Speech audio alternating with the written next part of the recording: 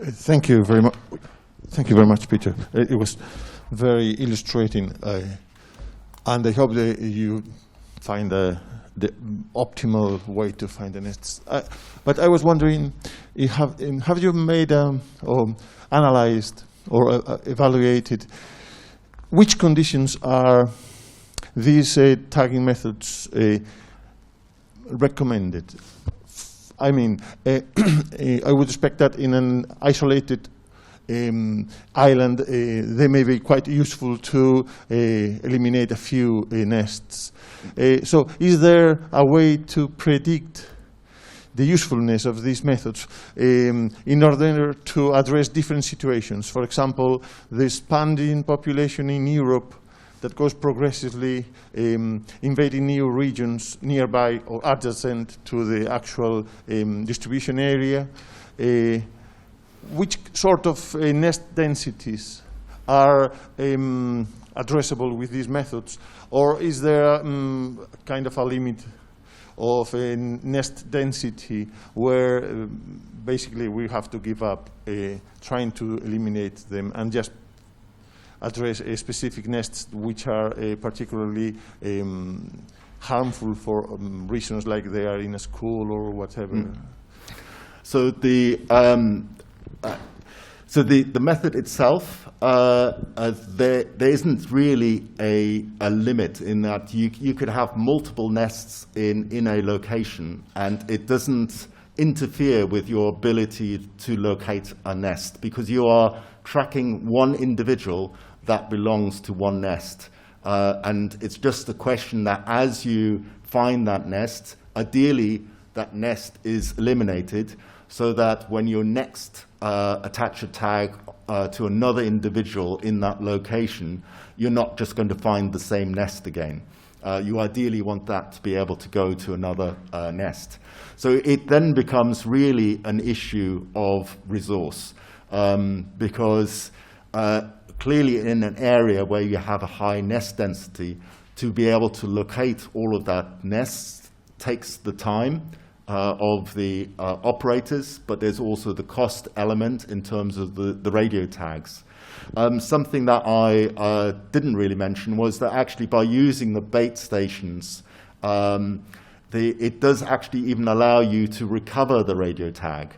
Particularly with the lighter tags, we found that the hornets will often return to that known feeding location. So even when they've taken us to the nest, we often just need to return to the bait station and wait, and the hornet comes back with the tag.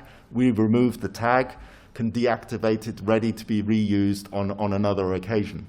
So that there is a sort of cost saving in that. But nevertheless, there's obviously a finite life to these tags, so you would need to buy more tags to find more nests eventually.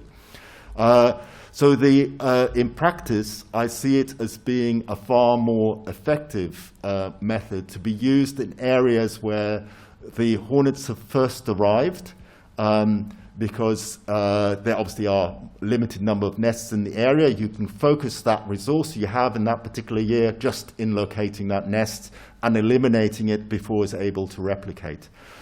You could also use it to contain the spread by using the technique sort of at the fringes of an expansion to ensure that is never able to go beyond that area. So you're focusing your resource where it's most likely to be effective.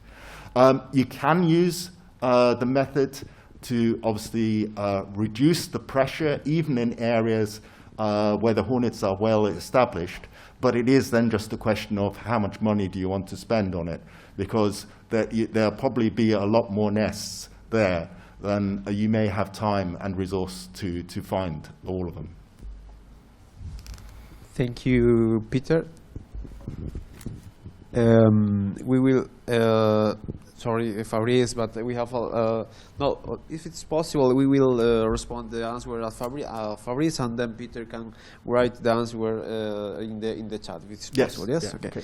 So the last question of the room, to Fabrice.